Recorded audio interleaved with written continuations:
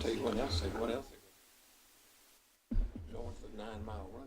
Good morning, and I welcome you to our October 10th, 2022 special workshop. The purpose of today's workshop is discuss and review the proposed rule and policy regarding instructional and media materials. I want to remind everyone that this is a workshop and no action will be taken on the item today. Additionally, we will not be discussing individual books that are currently under review. Moving into discussion, Mr. Superintendent, do you want to start with your staff walking us through the proposed changes? Yes, thank you, Mr. Chairman. What we'll start doing is I'm going to ask Mr. Marcanio to give us just a quick overview of the material that you see. Good morning. Good morning. So the document that is attached to this agenda is a draft of the language regarding instructional materials. What's a little bit different about this is that with Ms. White working alongside Ms. Odom, the recommendation was to actually combine, let me back up. Currently, we have two sections that relate to instructional materials. Chapter 4.03, which is really more about instructional materials that we actually adopt for use for curriculum in the classroom. And then 4.06, which was more about how media materials are in the challenge process. So the recommendation is to combine all of that content into just one chapter, chapter 4.06. So that's what you see that was attached to the agenda that you have in front of you, is a combination of the content associated with adopting, adopting instructional materials, as well as the rules associated, or the new laws associated with notice to parents, public access to like the catalogs in the media centers. That was some of the new legislation about the Destiny catalog being on websites and so forth, and then as well as the challenge process, which is, again, all included here. What you will, I think one of the big takeaways from what is here is that our previous process included when a person was going to challenge an instructional material, that the challenge began at the school level. And you don't see that in this document. So I think that's going to be something that you will want to discuss, because that has been our practice. And keep in mind, we always had a process for challenging instructional materials. That process was displayed on the Media Services website, had been for years. And that's the process that we began to use when we started receiving challenges. Part of the Parents' Rights Bill was that policy now has to be that practice or that procedure now has to be in board policy, which is what we are here to talk about today, is what you would like to see for that. So, but that's what you have in front of you. I won't go through and read the whole thing, but it talks about what is an instructional material, the use of instructional materials, and so forth. And then again, towards the middle and back of that, you have the policy, the draft policy regarding the challenge process. So my staff is here. Ms. White is here to help answer any questions. Again, she's worked alongside Ms. Odom, and we're here to help you and answer any questions. Okay, thank you, sir. I think probably the easiest thing for us to do is do like we do when we get something like this. Just go page by page, and I'll ask the board members if they have a discussion on anything on that particular page. I did number my pages. I don't know, hopefully in the future we'll get to where we start numbering these documents. But anyway. And yes. to that point, Mr. Chair, it would be helpful when we're doing a policy for the lines to be numbered. Because then you could say on page 2, True. line number. True. And that way we wouldn't have to be trying to figure out where we are. Right. I agree. Okay, so we're on page 1, and I'm assuming all the board members had a chance to look at this. Any discussion on page 1. Well, let me figure out where page 1 ends. Okay, page 1 will be on the first page of where it's got policy manual, chapter 4 Right. instructions. So when I say page 1, it's their actual document. Okay.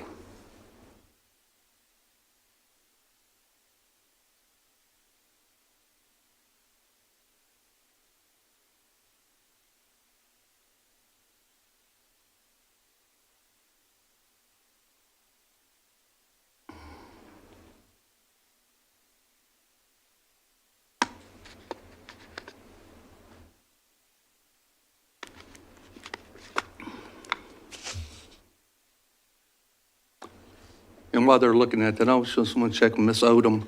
Ms. Odom, would this come on to a November just for permission to advertise, or? No, the plan is if the board gets to a draft that it's happy with, it will be up for advertising at Tuesday's meeting. At Tuesday's meeting? And that's permission to advertise? Okay. And then explain the procedure after that. So Chapter Rule 20 rulemaking requires that an agency, which the school board is for rulemaking purposes, give advance notice of what it is that it proposes to adopt. And then it must, there has to be at least 28 days prior to the adoption, from the time that it is advertised, giving the public notice that this is what we intend to adopt, until the final adoption requires 28 days. And that's why we found ourselves in certain months where we advertise at this meeting and then we adopt the following month. On certain months, we have to go out 2 months to ensure that we've got the 28 days. Would you be thinking this would be a December, if it comes on this one, a December? I Or November? believe so. I think with the timing of the November meeting, it will need to go to December. Thank you. Okay. And we'll go ahead and go to page 2.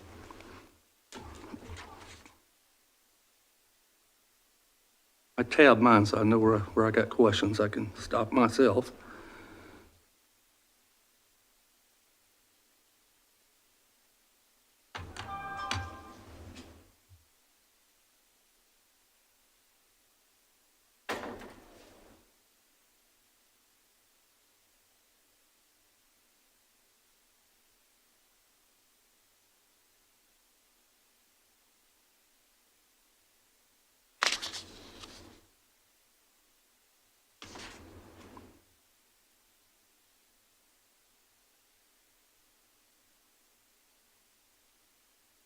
Then we'll go to page 3.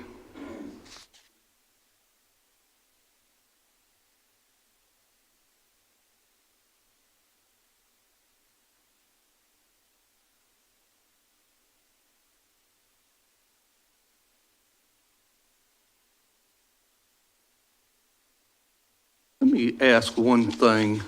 With this new policy, so we're not going to have it at school level, and it's got on page 2, principals are responsible for overseeing compliance with school district procedure selecting library media center materials at the school which are assigned. Is that more of a district, or is that, or should all the responsibility be on the principal? By statute, it was. Yeah, that's. Oh, that's per the pretty statute. common, yeah, Okay. that's, principals are responsible for just about everything that happens on their school campus. Yes, so- that's right. Okay. Okay. Trying to figure out where this is.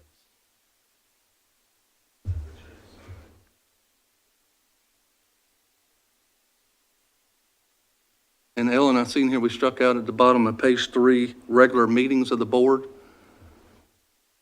I think the purpose for that was to make sure that we weren't constrained if we needed to adopt it at a special meeting. Okay. Okay. Okay. Oh, yeah, go ahead. Question, in terms of this coming up for adoption and the legislation that caused this to all transpire, are we out of compliance doing it at this time because it talks about the training that's supposed to come from DOE and no one's received that training yet? It hasn't been developed. It Right. hasn't been developed yet. And this, right now, we're talking about instructional materials, and the specific training had to do with what is being developed by DOE is the committees for the selection of library collections. And this has been a hot topic of conversation with school districts around the state as far as what to do. What we chose to do, some school districts shut down their libraries altogether because of concerns that they haven't had the training yet. What we decided to do was to have the people who are selecting these materials trained in accordance with how we have done it historically. We have specifically avoided purchasing new materials that might be considered controversial, sticking pretty much to just replenishing existing collections. And just waiting until DOE catches up with us, because that's, it's kind of the hand that we were dealt, that we have to have this training delivered to our people, but it's not going to happen until January. But that's exactly what I was asking in the question, is that the training hasn't even been developed, nor has it been done, but we have books that are already being reviewed at This both doesn't have to levels. do, this does not have to do with the challenged materials. Okay. That required training has nothing to do with challenged materials. Other than if a book is selected between now and January 1st, it could be problematic. But a lot of the books that are currently being challenged have been on our shelves since the 90s, Okay. with no challenges whatsoever. And so there are a whole lot of different moving parts.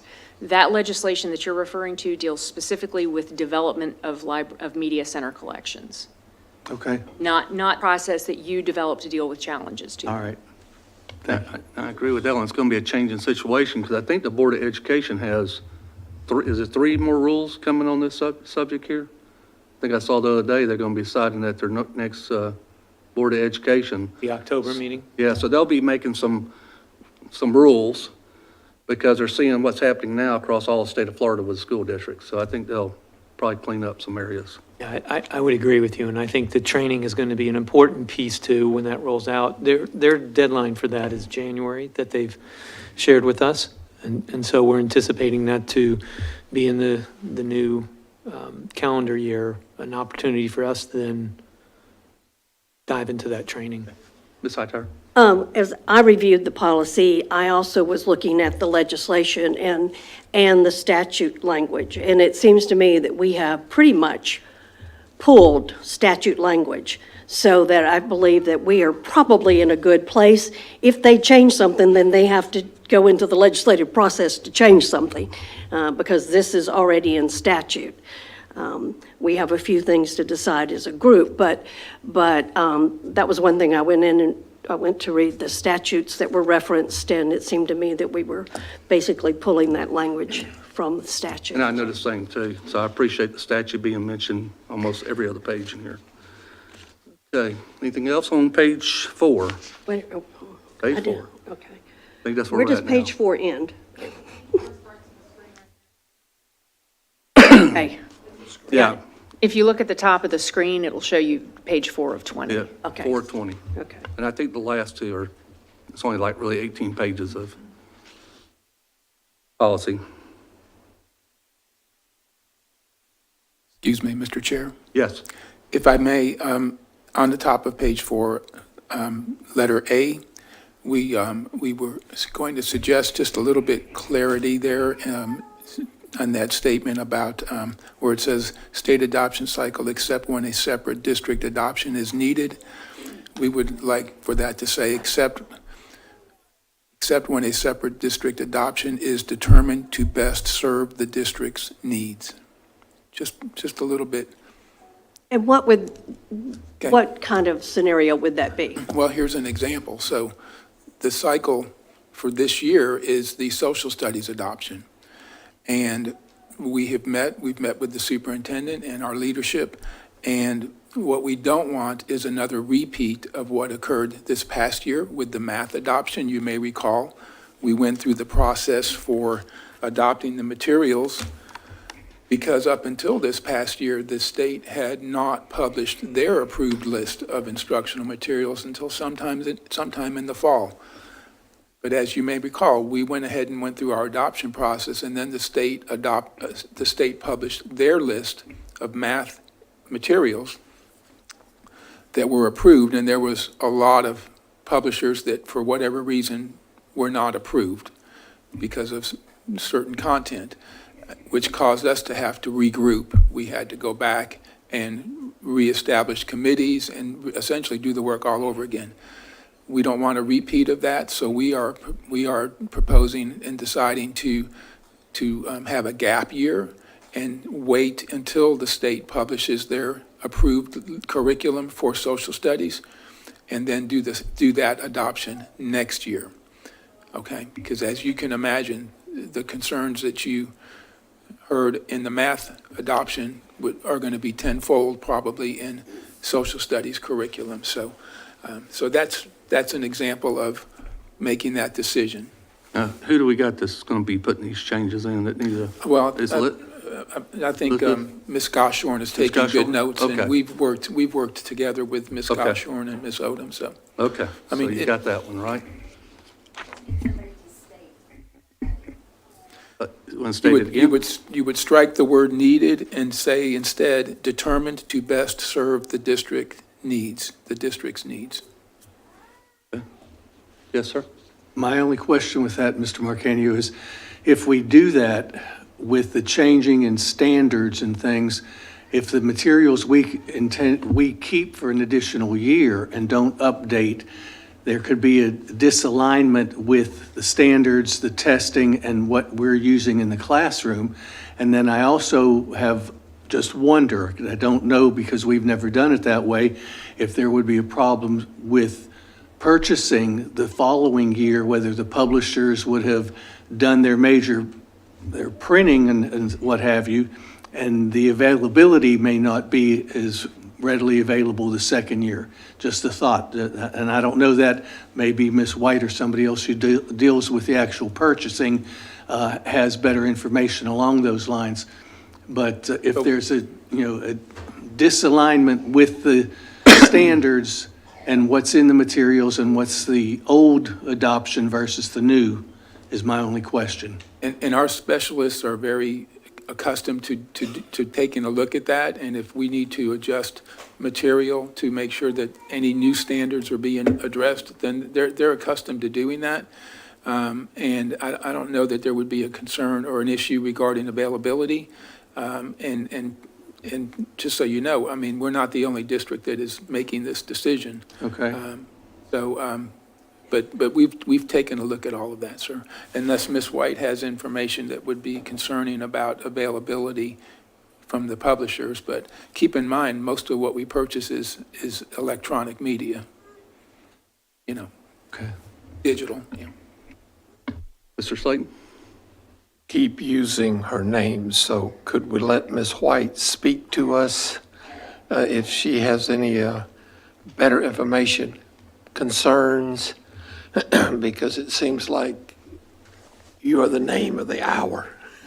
As far as this question is concerned, we have 3 years to implement the new adoption during their cycle. Those funds can be used for that new adoption cycle, and the publishers are committed to providing that material during that time.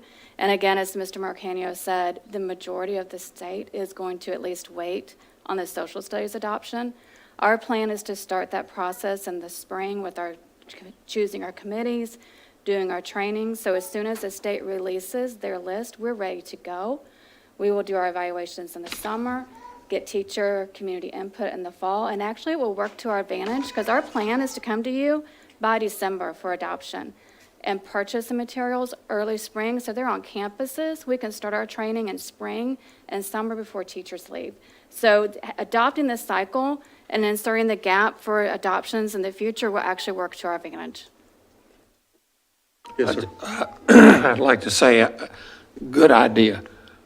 As a past principal, and you know this too, one of the things has always been the rush to implement the new textbooks at the last minute. So this delay giving teachers that much time to get accustomed to the new textbooks, I think that's a great idea. So thank you, ma'am, and thank you, Mr. Marcanio. Okay, and for everybody's knowledge, the media center materials instruction don't start till page 9. So we're still in instructional. Right. Okay, so we'll go to page 5. I should have asked before we went. Everybody's in agreement with the change that Mr. Marquini want to do? Okay. All right, thanks.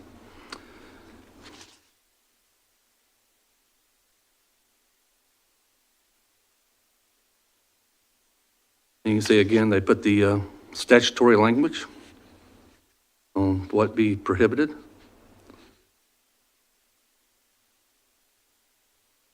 And I believe, Mr. Superintendent, you had that last paragraph in underneath 2, that's for whatever rules the Board of Education will come out with.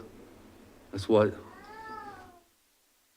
above bias free. But you see the, under 2, if you go to the bottom, the district will rely on the Florida Department of Education rules, determine what is age appropriate, or in the absence of rules on the preponderance of reviews.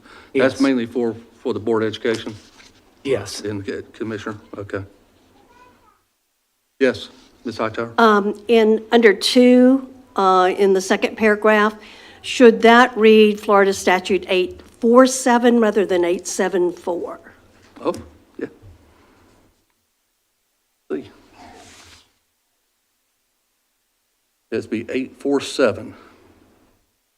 Yeah, that's what's in there. Should be 847. Yeah, I mean, 847 is everywhere else, but I just wanted to Yeah. be sure that wasn't something Eight- different. 847. Because I looked it up and, .012, yeah, that's, Yeah. got it right there.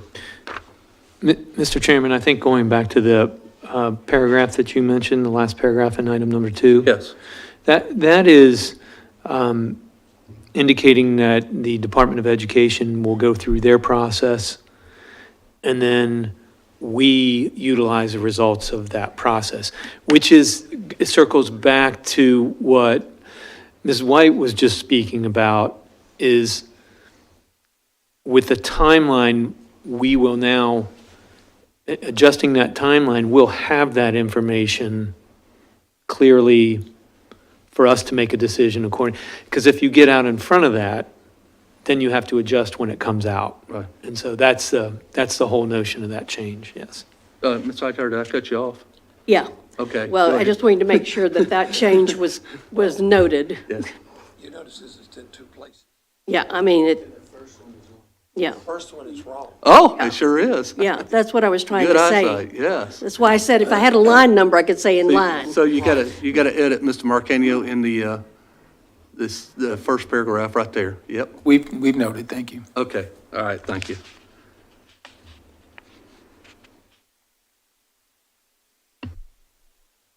Okay, if nothing else on page 5, go to page 6.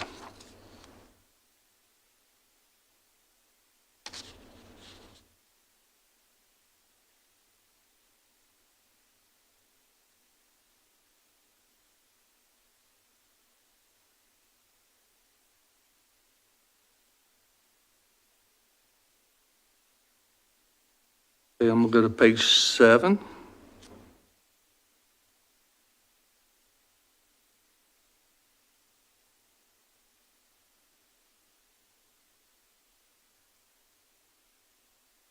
And for instructional materials on page 7 is where it has the public may review and comment on materials.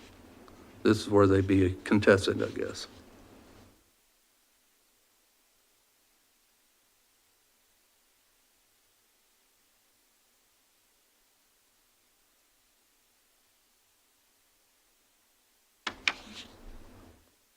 Hey, did you have something? Oh, okay, that's all. Okay, yeah, I'm back there myself. All right, page 8.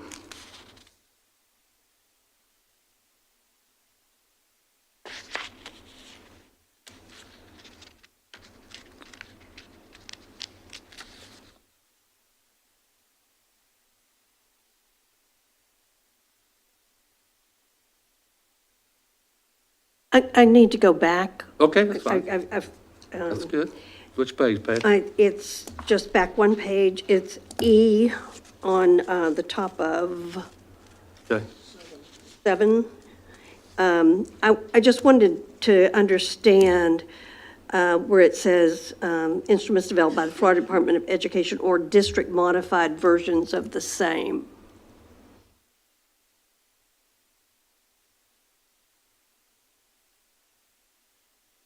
When the state begins their adoption process for textbooks, they typically publish a rubric. And we will start with that. And if there's elements that are specific to us, we may add that or reword, but that's our starting point. But then when we adopt AP courses, those typically are not adopted by the state. So we may create our own, but we always start with the state's rubric, and because they'll pull out specifics that they are looking for each content area. Would that apply also with International Baccalaureate curriculum? Yes, that's our starting point, but they do not adopt for the IB program, but we use it as a starting point. All right, thank you. Okay, thank you, ma'am. Back to page 8.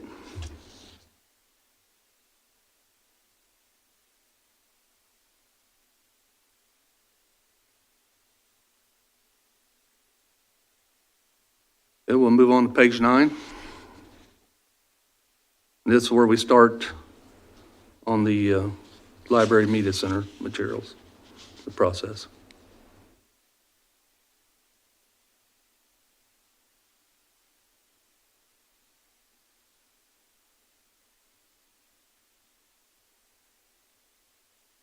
Now, is IT, when we, Ms. Superintendent, we start publishing the list on the websites, is it going to be like a PDF list of the materials, or how are they going to go about this? Yes. Yeah, the Destiny program. There's already a PDF file. I know we got Destiny, we can go in there and Well, look. that's every book in every Yeah, but library, correct, Ms. White? So for our library materials, they're searchable in Destiny for anyone in the public. For our textbooks, it's a searchable Google Sheet that updates as our adoptions change. For the only required classroom lists that we have to publish at this time, I know there are new rules that are coming into play, but are required reading lists at the elementary school level. And those are posted by our district standards on the school library websites. Okay. So it won't be at each school then, right? It will be at each school's library website. Okay, okay. Can I ask you one question while you're there? Go ahead. When we have book fairs, have y'all looked at that issue as to what books might be included in the book fairs? We have a statement that's to go home with all communication regarding the book fair, that the books are chosen by the book fair company, and that we encourage parents to preview the list online and to talk with their student about what they would and would not approve for their students to bring home, and they may return anything they deem inappropriate. We're saying within 48 hours because the book fair is there for a limited time for a refund or an exchange. Thank you. Okay. I have nothing else. We'll go to page 10.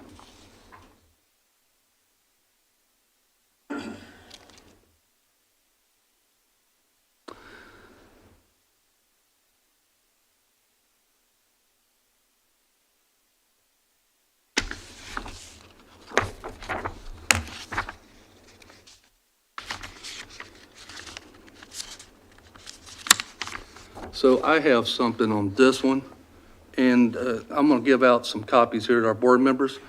And what I'm looking at is where we have open access, limited access, and no access. I want to give y'all a example of what Osceola County School District did, where they defined each tier system, the empower parents, and they have unlimited and gives a description what's in unlimited. And then in limited, they have that description, and then no access. So I'm going to pass that out to you. They also have that in Martin County. Yeah, I just picked one. There's a lot of people that's a little flying ahead of us a little bit. Yeah. All right. So I think if we put the definitions of the three-tier system, that will help the transparency for our parents, so they know when they decide on what tier system that they're going to put their child in. So. And maybe just have it as bullets underneath that. In Yes. Martin County, under the limited, there is an option where parents can actually list the books. They can go to the library and find the books they don't want their children to have access to and list those books. But this will at least let them know, because when I was looking at this, I was going, okay, what's involved with limited? So at least this defines it, and most, like Patty said, most school districts have used this terminology here. That's long. So you What don't- I liked about the Martin, Mr. Superintendent, you got an extra, that extra one, can you give it to you know, Ms. White? I've That's- seen that one, I've seen yeah, Osceola. You I'm seen it sure too? she's looked Okay. at every one of Okay. them that's out there. So that would be my only request in that first paragraph, is that we actually show what unlimited means, limited and no access. My concern with limited access is defining that ahead of time, because what may be limited to one parent is not limited to another. And Osceola said mature content. Well, you And got again, limited in your I do document have now. limited, I mean, but- are you arguing to pull that out, or? No, I'm not arguing Okay. to pull it out, but Okay. in Osceola's, they had a very narrow definition of what that limited would be. They are going in and labeling their books as mature content. I do not wish to label our books specifically as mature content, because what one child is reading is their own private information. And it also some Oh, of our challenges that we're seeing is dealing with racial tension, with war, with violence, with drugs, sex, alcohol. So again, what may be limited for one parent is not for another. And so what I would like to do is that for a parent, when they say limited, and you don't have the form that I'm proposing, so that's Okay. another piece, but it would have unlimited access to the age-appropriate content in their child's library. No access means that, no access. The limited, when they check limited, the media specialist, and it would say that in there, the media specialist will contact the parent to get a clear definition of what that is, and a note would be made in Destiny. When the child comes up, they're not going to be able to check out a book immediately. It's going to come up with an alert, and the media specialist can look at the book and see, does that meet the criteria the parent has set out for me? Okay, because what they got here is may check out books in the media center, but nothing involving mature content. Again, what are we going to define as mature content, and how are we going to label those books? Right. I think that, while that's okay, I think that what Ms. White is proposing is a much better system. The parent then makes the decision as to what content their child is allowed to read. And if they decide that that would be appropriate, that's fine, because the parent chose that. And on that topic, in Martin County, they send the letter out to every parent. And then that way, it's not an opt-in or an opt-out, it is a decision-making made. And we're proposing to do it through Focus and paper. We have about, I think it's at 70% of our families now have a Focus account, and that would be ideal.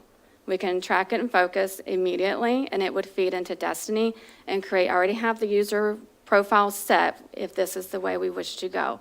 And if a parent changes their mind in the future, we can do an update on their record specifically, and then also send out the paper to make sure we capture all of our families. And this would go with a press release and a call out. So the next paragraph down, we got parents of middle school students grades 6 through 8 shall also have the opportunity to opt in for their students to have access to young adult section. Correct. So you're identifying at middle school what young adult is, right? And the reason for this is young adult is very clearly defined by the American Library Association as materials for ages 13 to 18. So middle school is that lovely in-between age, and we have students who are 13, 14, and 15 years old that are also experiencing the topics that are covered in young adult literature. However, opening that up for all of our middle school students, not necessarily appropriate, but having them available as an opt-in works for that.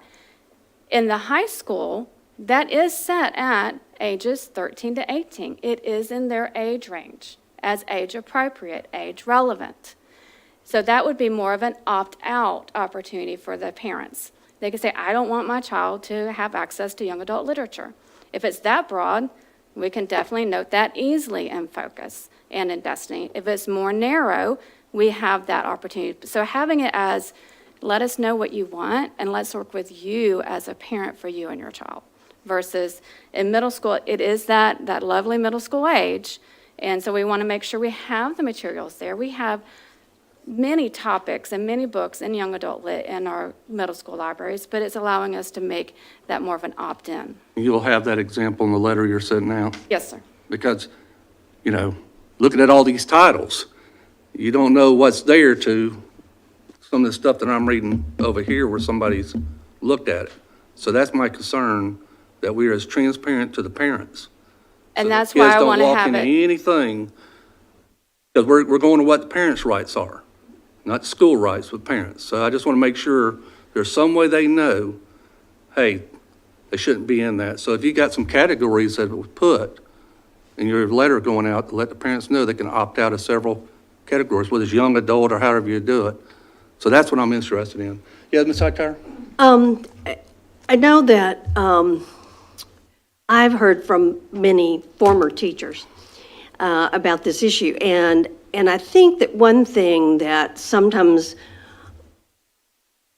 we need to be reminded of, we have professionals in our schools who don't just pick books because the title looks good or the cover jacket is pretty, or they have actually done the research on the books. They have read reviews. They mostly have read the books. I won't say all because we know. So, you know, I think that as a parent, when my children would check out books from the library, still do, it is on me to be aware of what they're reading. You know, I can read the same materials that the librarians read and the language arts teachers read if I want to be very careful about what my child reads, my grandchildren read. But I think at some point, we have to know that we have professionals working for us that are evaluating and are making the decisions based on that research and of the literature that's being proposed. And we have, for long before I got on the school board, we have had the ability for parents to ask for their child not to read a specific book. That has been there. And so this is really nothing new other than we have to put it in policy. We've had many of these things in place long before I was on the school board. And so I think that, you know, we have to remember, what we're tasked with as a board is making sure that parents and students have rights.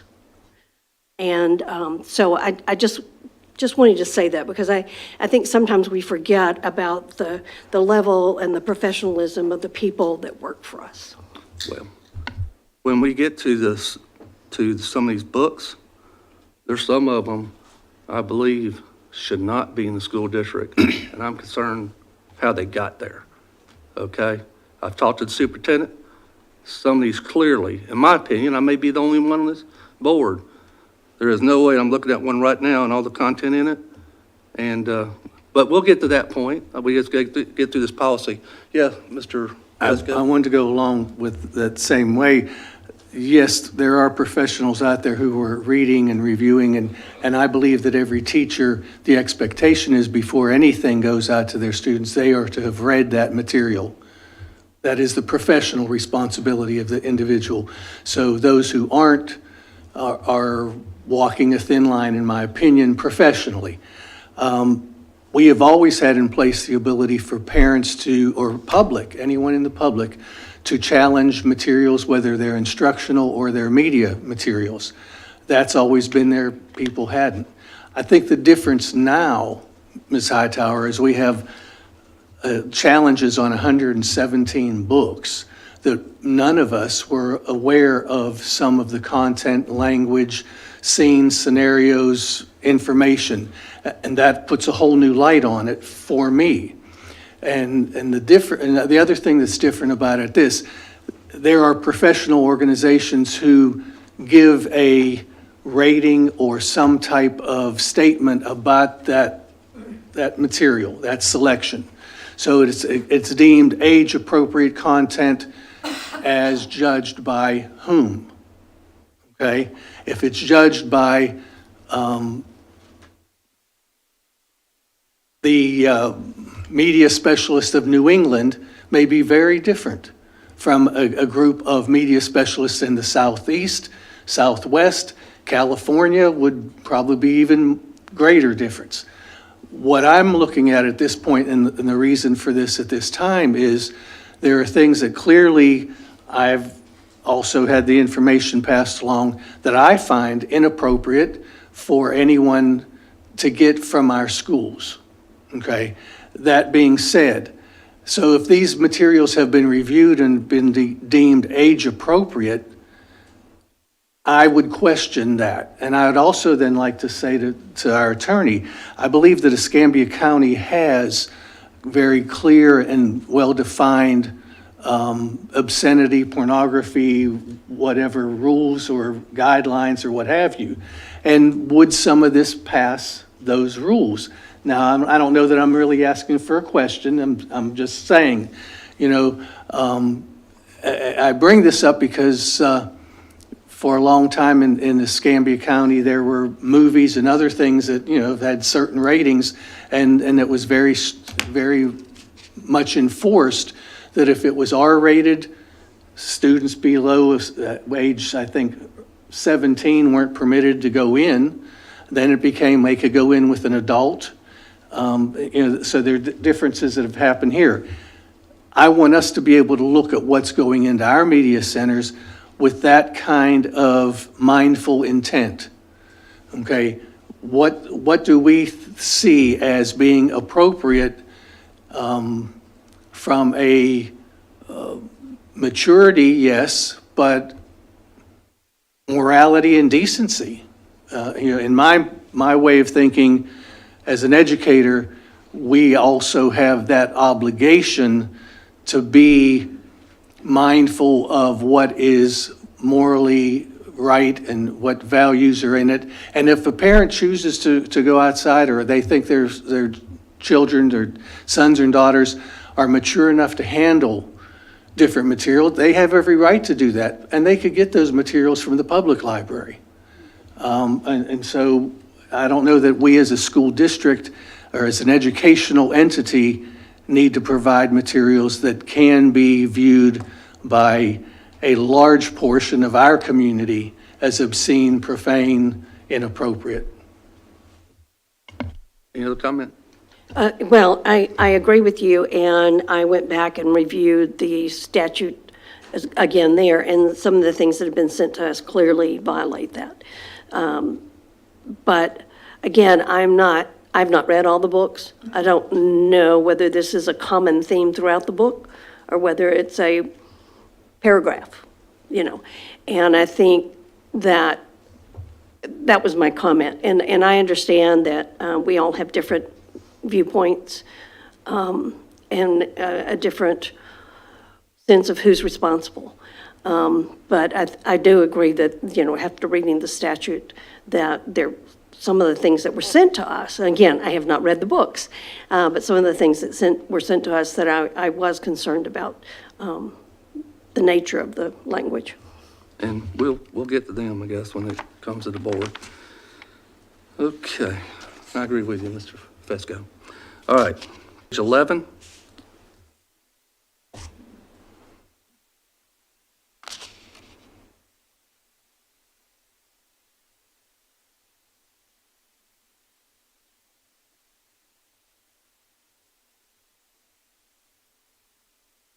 On page 11, is there supposed to be a 7? It's under, Oh, yeah, probably just add it. and then the number 6 above it has some spacing issues, just as a type of thing. But is there a 7, or was that just, okay.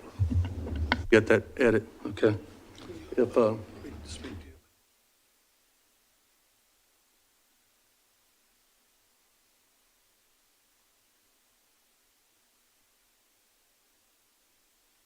yes. Okay, also, Ms. Superintendent, on page 10, I do want to thank you for that restricted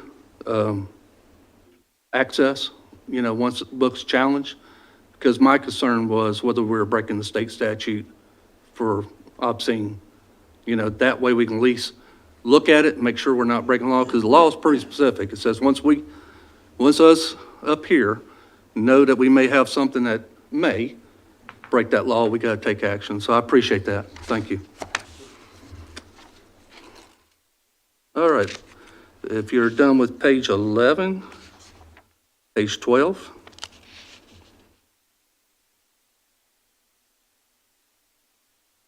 Mr. Chair? Yes.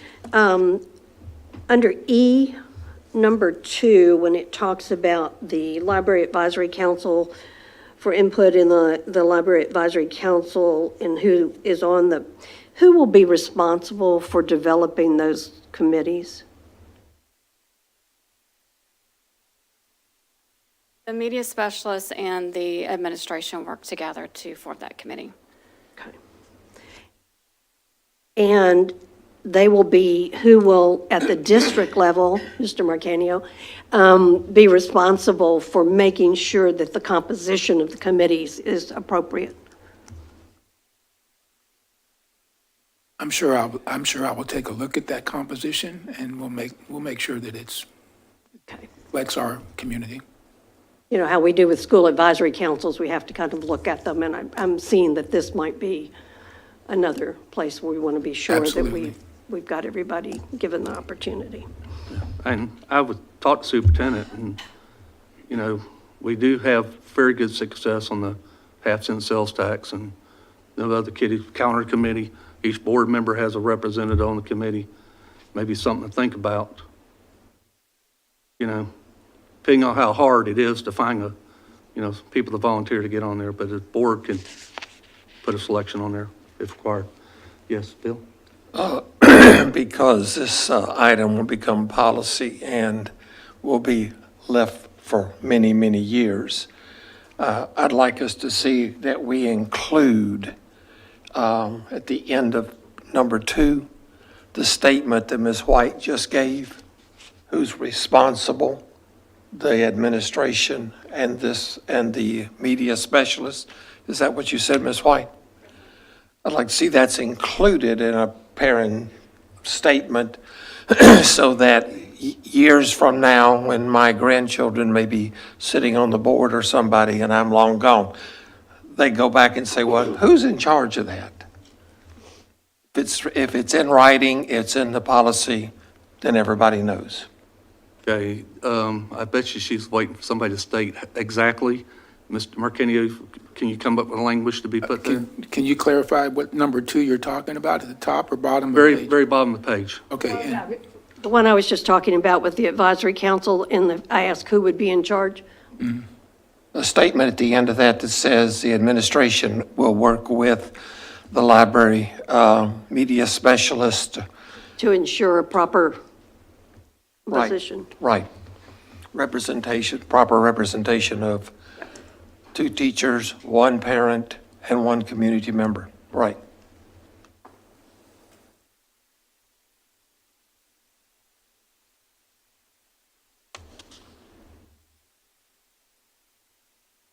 Okay, Thank you. got that, Sharon? You can work it out, Mr. Marcanio. Okay. All right, we'll go to page 13, if you're all mind satisfied there.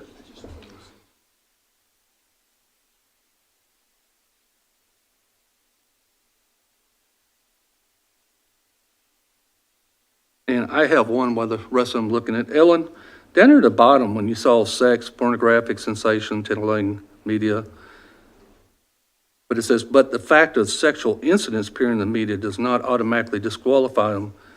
I thought somewhere below that sentence, we should include the obscenity statute language where it says no explicit or detailed descriptions of sex acts.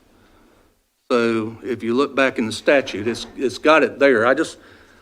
I know now some things that came in that I don't appreciate, and so I think we should show that I understand maybe what they're saying, but there cannot be no explicit descriptions of sexual acts according to law. What the statute actually says is there can't be graphic depictions of sexual activity that is harmful to children.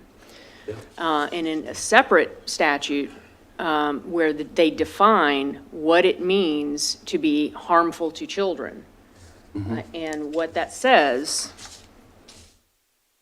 is any reproduction, imitation, characterization, depiction, exhibition, presentation, or representation of whatever kind or form depicting nudity, sexual conduct, or sexual excitement when it, A, predominantly appeals to prurient, shameful, or morbid interests, B, is patently offensive to prevailing standards in the adult community as a whole with respect to what is suitable material or conduct for minors, and C, taken as a whole, is without serious literary, artistic, political, or scientific value for minors. Okay, and what I was looking at was on 847.012. If you look at paragraph 5, and it references subsection 3, and I'm going to go up to 3, which is AB. It's got an AB. 3A, right? Huh? Are you talking about 3A? It'd be 3B is what I'm talking about. Any book, pamphlet, magazine, printer matter, however reproduced or sound recording that contains any matter defined as explicit and detailed verbal descriptions or narrative accounts of sexual harassment or sexual conduct, and that is harmful to minors. So I just, And that's when I just, read this that's what I just here- read, and is Yeah. harmful to minors. You have to look at that definition Right. as well. You cannot Okay. read them separately. Okay, well, if staff reads that wrong, it'll come to the board and we will slap it, I imagine it won't be a 5-0 vote. It may be, maybe not, but, we'll handle it. Just a typo in under 3, the last sentence needs a T-O in it. Where's that at, Patty? On this page, under 3, the last sentence, under the first subsection there, where it says, according to the following criteria.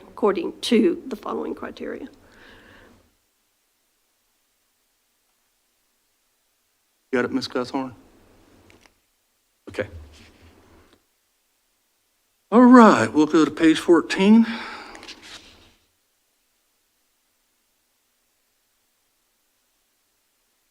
At the bottom of the page, that's where we start on challenge materials.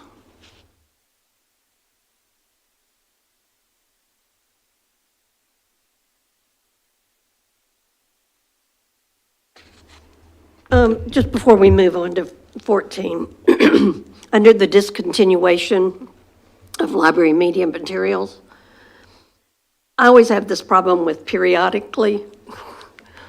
I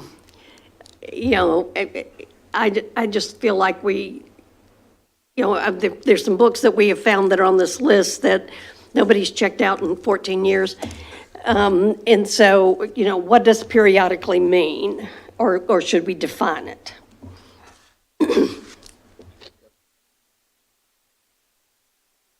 It could be defined as a matter of best practices. I encourage the media specialist actually, now it's part of the statute, it's their collection development plan. And part of their plan is they look statistically at their collection. We submit it to vendors and they give us a breakdown, the age of the collection, holes that they identify based on, do you have content for these specific subject areas, what is the reading level? It gives us all the data back. And then from there, they look at their budget and they decide what can they tackle on a yearly basis. So then another piece that we do in that collection development plan is they download reports from Destiny. How often are items circulated? What is the age of certain titles? And they start identifying areas to focus on each year, because weeding the entire collection on a yearly basis, that's not practical, but part of a good collection development plan is you identify what are your goals each year. And then as they do their yearly inventory, that's the perfect time, because you're touching every book. You're looking like, either it's just old, nasty, that's the musty rule, or I can't remember our other rule, but musty is like, what does it look like? How often it's been checked out? Is it out of time, all these items? But as they're looking at it, they are deciding, go, just an immediate, go but replace, or I need to look at that later. And so that's the time. So there's two times a year that they need to look at their collection and under that lens. Patty, I was kind of looking at number 2 in there, if we kind of changed it around where it said in the very beginning, seldom used or duplication of materials, so that would catch seldom used materials that you're actually talking about.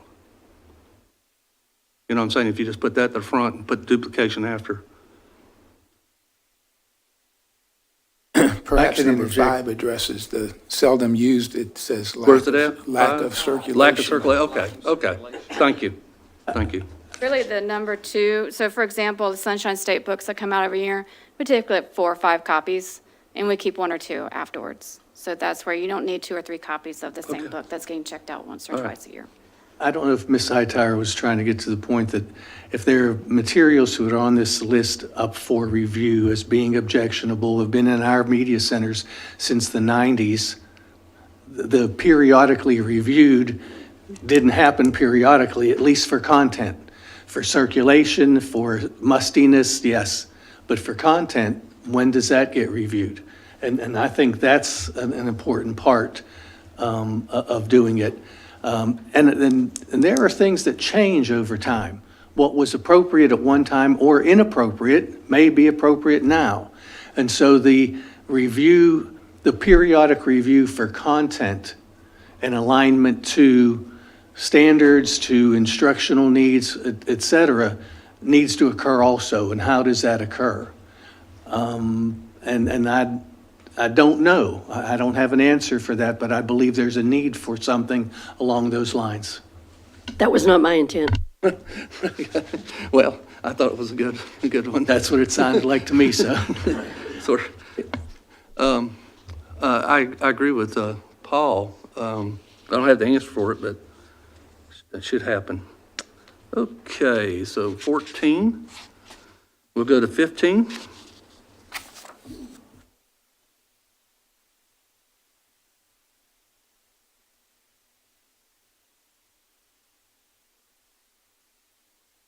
I was really kind of curious when you go down to 5, and it's got that paragraph, professional personnel should not be punished or have their employment affected by decisions reached by the District Materials Review Committee or Board. Is that a HR? Is that how it should be with the HR guidance, or?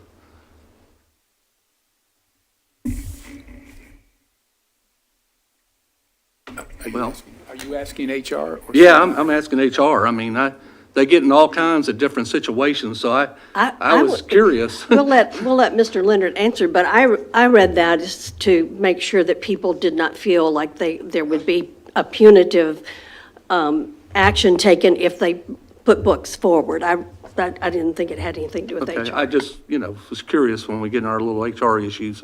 If this is the policy that you end up adopting, that is exactly what the words say what they say. Doesn't mean we wouldn't have a discussion with the employee, talk about best practices and what needs to happen in the future. Well, that's what I was wondering, if we have all this guidelines sitting here in state law and more rules coming down, if the employee went ahead and did something that was not in accordance with what guidance is given by the board and the superintendent, does that give a green card to get out of any situation? May I? Yes. I think that the spirit of that statement is that if Mrs. Hightower commented earlier about the fact that we have professionals that look at the reviews and make decisions based on their professional ability to do that. And I think this says that as long as an employee has done that and has, as opposed to going rogue and just doing something that anybody would determine as flying in the face of common sense. Right. But for employees that follow the process, working with Ms. White's office to select materials, that in the end, if the decision is to remove it, that employee is not going to be terminated for making that decision that they did through their professional practice. So to me, that's what that means. Okay. I just know we got some principles up here, so yes, sir. Well, Sorry. Go ahead. Well, my main thought about that as personnel changes, you're going to have some people inheriting a collection in their media center that they weren't responsible for. And then if they find something, they should not be hesitant or feel like they can't bring that forward because they would be afraid they might lose their job. It's just, that's what they've inherited, and now this has come, not saying anything about the past person, they may not even realize it was there either. Yeah, right. But doing their job, they looked at it, they found it, they said, oh, I need to bring this forward, but might I lose my job? Yeah. No. Well, We need to assure them, we want them to do the right thing for students. And that's what I say. Mr. Superintendent, you've been a principal, you tell them. We have processes in place when there's a violation of statute or policy, so Okay. we already have those structures in place. And I think with any situation, you have uniqueness from one situation to another, and that's part of our process, is to explore that and find out what did or didn't happen. And because we certainly want our policy and our laws followed, we also want to treat our employees in a professional way. So I would say that's very case-by-case basis on what all the tenets of the situation are. and I was looking at it as the principal having full responsibility if they had an employee that came in and did not, hold on a minute, Bill, did not follow it. So if we got two ex-principals up there, if y'all satisfied, then, okay. Mr. Adams. Go ahead. You need to look this way once in a while. Yeah, that's all right. Well, Bill's over here, more important. I see it as a protection for the employees, as both in terms of somebody who would say this needs to be reviewed, but then again, for somebody, as we've had already happen, something was reviewed and the decision was to keep the material, so that no one, either way, has a whistleblower or whatever, is punished because of the decisions they made professionally and rightfully in the venue they had. I want to just quickly say that, Mr. Marcania, the idea of common sense is not that common. It cannot be taught, it cannot be evaluated, and no one could be fired for the lack of it. Mr. Chair, I Yes. just want to be sure I understand for the challenge materials in the restricted area. The restricted area referenced here is when a book is challenged and it goes to the restricted area.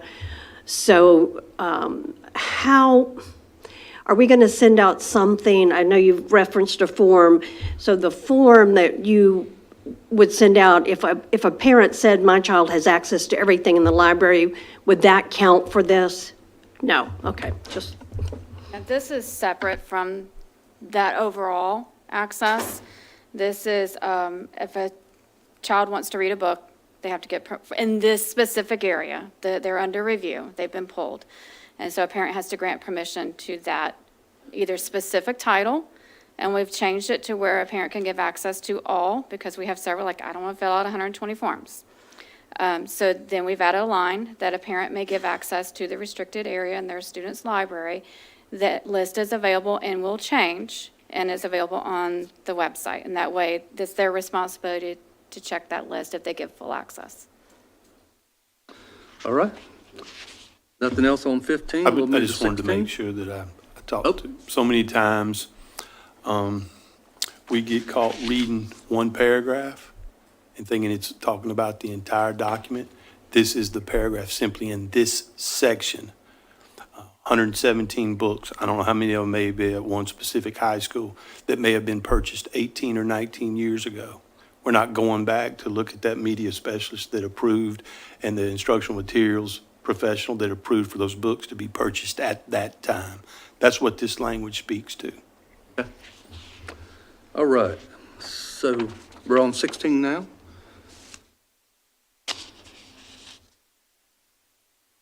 Okay, then 3 is where we start out on the appeal process. I guess that's what that's supposed to be.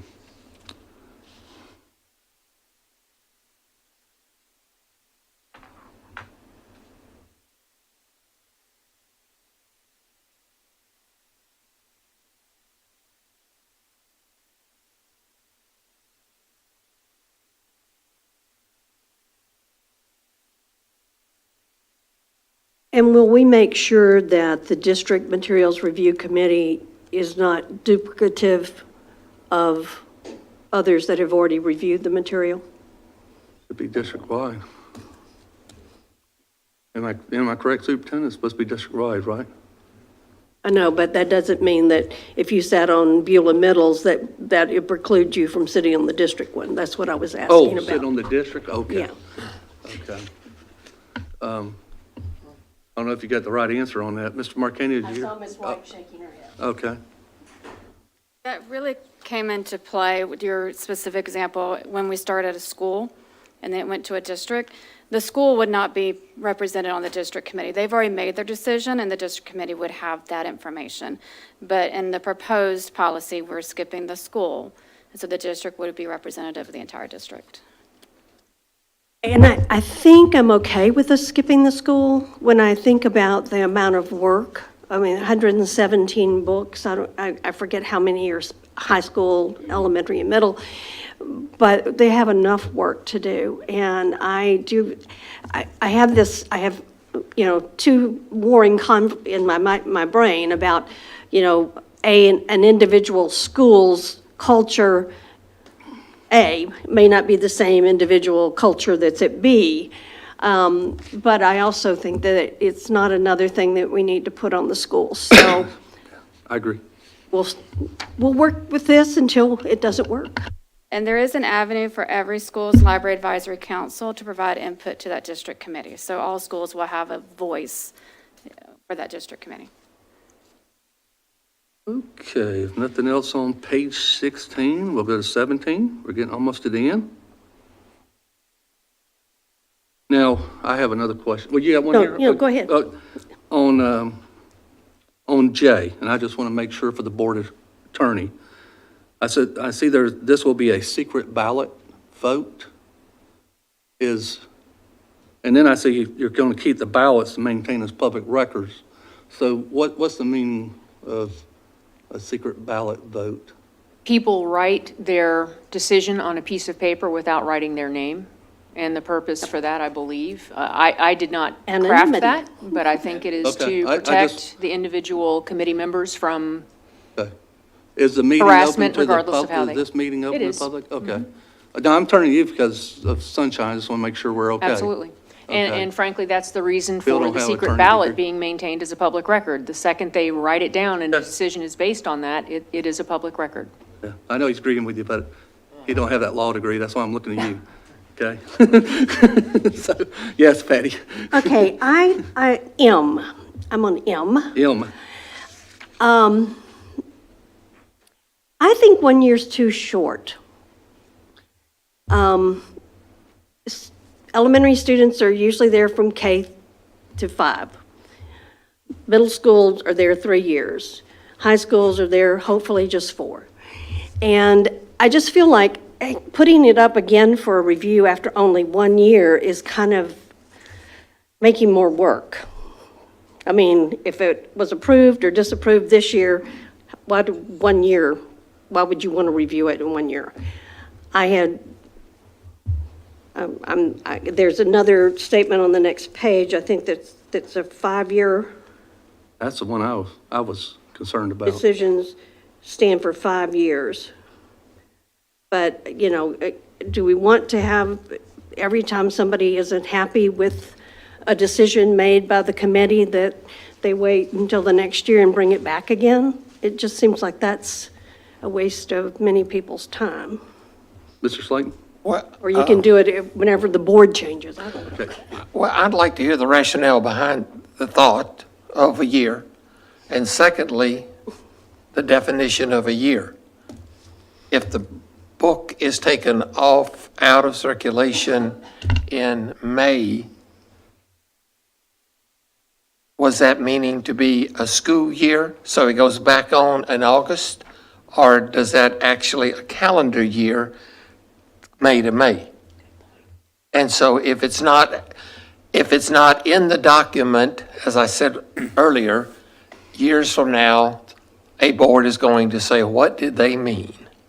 Oh, that's an excellent point. In my mind, I'm looking at a calendar year. not a school year for that piece. As far as the 1 year versus the 5 year, when creating these, I looked at districts across the state, across the country, and this seemed to be standard practice. I can argue it both ways. They have done a significant amount of work at a district level committee to make that decision. And honestly, I would think in my mind that those that are unhappy with the decision are going to go straight to a board appeal. And that decision would stand for 5 years versus it being removed at a district level committee. The decision has been made. I don't know that a challenge would come back that quickly. But it could, because you can get a challenge from the opposite viewpoint. Someone can say, I'm not happy with that decision. I think it should be available for all. I'm okay with however the board wishes to move on that. It was just what I found to be standard amount of years. As far as the 5 years for the board, this came up often as like you get a new board makeup. Well, I didn't make that decision. I want to review it again. So if we have a 5 year or a standard set of years, the makeup of the board does not come into play. It was a board decision. So again, a longer period of time because that is our highest level of decision-making in the district. So if the board makes it, according, I'm going to 18 here, page 18. And by the way, we have an edit on that first word of that sentence, okay? But anyway, on G, if the board makes a decision it cannot come back to the board for 5 more years, is what y'all saying? Correct. And That we're decision would stand. rotating up here about, well, it may not, but we have change every election every 2 years. Well, I mean, if new members come on, they could bring this back to a rules adoption and change it, I guess, if they wanted to. So if they're in the majority, but the 5 years is longer than my 4-year term, so that's what I was trying to figure. So 5 years is kind of standard across the, That's what I have found, sir. yeah. I'm all right with the 5 years there, and within a 5-year time, the entire board could change. Less than that wouldn't be, but that's not the 1 year. I don't know, I could go either way with that. You know, if that's the standard nationwide, I don't know that that's the reason to go with the 1 year, but I don't have anything in my mind right this moment to say anything different. And I will tell you, Mr. Fesco, the first book that we know we're probably going to get, they'll have that folder of everything they found.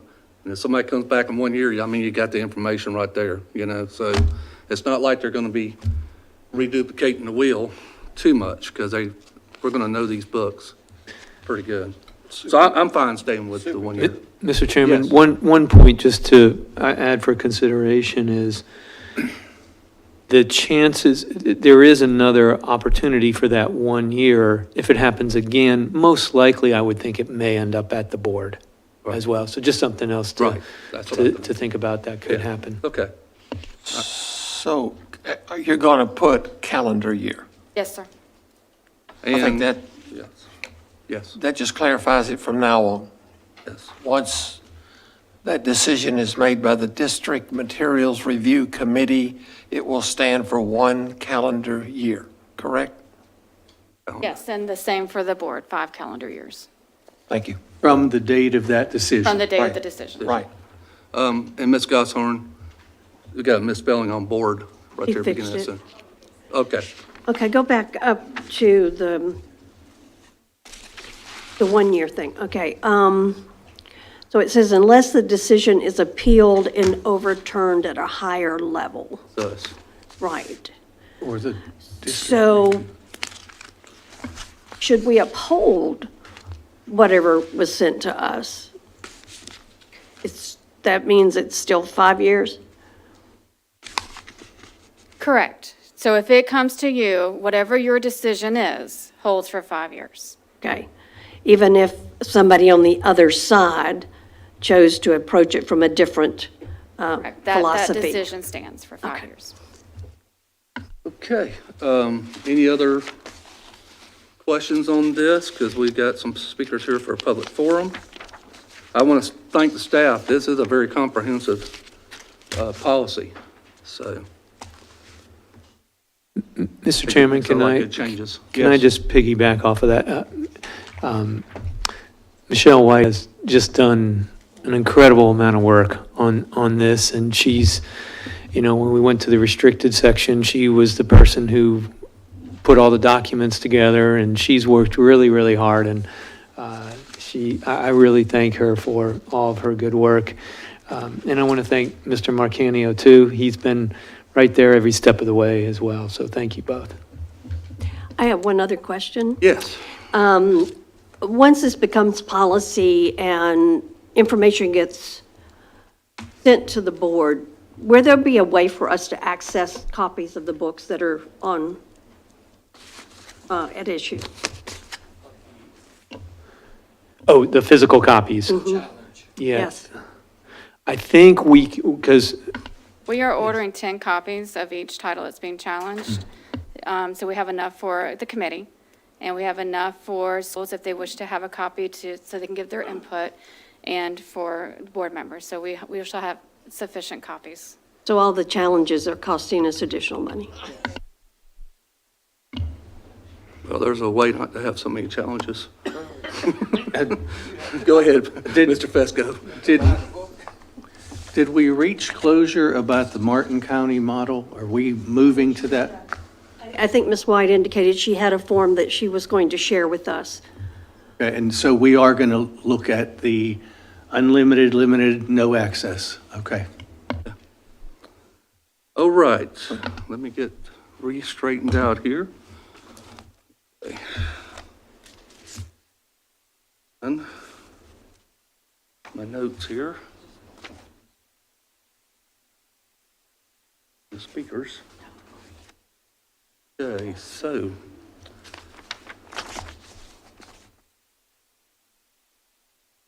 And I think somebody's going to be watching me on these speaker forums, maybe I'll get it right. So Sue Stevens is the first speaker, but let me go through our little deal we used to talk about. The purpose of the public forum is to give members of the public the opportunity to address the school board in any matters of concern, particularly regarding education and administration of our schools. In this setting, we as board members are not compelled to answer questions or respond to you, and typically will not engage in a back and forth dialogue in this venue. However, this board and the superintendent will note your contact information for response as appropriate.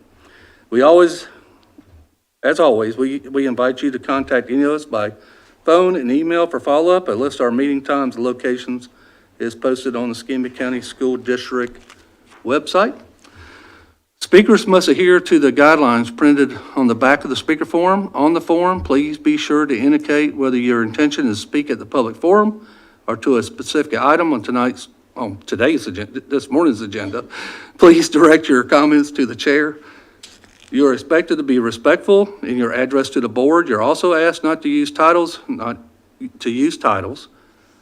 not individual names. Personal attacks against school board members, superintendent, staff, employees will not be tolerated. Keep it nice. If you fail to follow these guidelines, you'll be warned by the chair, subject to removal if violations continue. Each speaker will be allowed 3 minutes. Ms. Odom will serve as parliamentarian. Ms. Buswell is our timekeeper, and we will start the timer with your opening remarks. The buzzer will sound when your time has elapsed. When the timer sounds, please bring your comments to a close. Mr. Adams? Yes. I believe that some people may have submitted speaker forms to speak to the item, workshop item, Yes. and so that needs to be addressed before a public forum. Yeah, because we have 2 forms that are submitted twice. As we discussed at a prior meeting, because of the way our policy is written, individuals, members of the public have the ability to speak to both the agenda item and at public forum. And I will say that our policy, there's nothing in our policy that requires public forum at special workshops, which this is. Right. However, because it has been placed on the agenda, I am of the opinion that we have to hold the public Oh, forum. I agree, yes. Okay, so why don't we take the ones first that are speaking to the agenda item, and then we'll go to the next public forum which should be the regular public forum. I think it'll all come out in the wash. All right, Sue Stevens, you're speaking on the agenda item, right? Okay, you got 3 minutes. Thank you. You're welcome. I want to focus on the part in the proposed policy about creating a restricted section of challenge titles that can only be accessed by a student who has parental permission. In my opinion, by attempting to please all parties, you're really just practicing censorship light. You are violating students' First Amendment rights by arbitrarily removing a book from the circulating collection based solely upon a challenge to that book, and thereby placing a block on student access before the book challenge has been finalized via the district review policy. It seems to me that school library books should be presumed to be innocent until proven guilty, which of course is the purpose of your review policy. The current policy whereby parents who have concerns about a book can restrict their child from checking it out addresses those parents' concerns and doesn't violate the First Amendment rights of other students. I ask you to make this the choice for the district policy. Also, I would encourage you to think about books in 3 ways. As a mirror of our own lives that provide validation for one's experiences, as a window into another person's experiences that creates empathy for others, and at the highest level, it provides a sliding door that enables readers to create real-world human connections with others. And as you do this, please consider the following points. There are approximately 39,000 students in our district, with about half in our secondary schools. A number of the books being challenged have an LGBTQ character. A Gallup poll of adults ages 18 to 23 found that 15.9% identify as LGBTQ. If that figure holds true for young adults, that would mean about 3,100 students identified this way. Obviously, these numbers are not exact, but shouldn't they make you stop and think about those students having access to stories which mirror their lives? What about different ethnic and cultural groups? What about the real world in which our students live? Shouldn't they have novels that represent a realistic depiction of their world and incorporate the ELA standards of universal themes that, quote, address an individual struggle toward understanding, awareness, and/or spiritual enlightenment, the tension between the ideal and the real, and the struggle for equality and the loss of innocence, end quote. And I want to share one last thought with you. There are currently 128 challenges to the books in our libraries, almost all made by one individual. There are 147,000 titles in our libraries. This means these challenges are less than 0.09% of the books our students have access to. So I don't think they are in any danger of indoctrination or extensive exposure to possible pornography. I also think when these books are reviewed in their entirety, almost all will be found to be in accord Thank with you, our ma'am. state standards. Thank you. Okay. And we will find her form here in a little bit, but I have misplaced it and all this stuff. But, Aaron, are you here to speak the agenda item? Okay.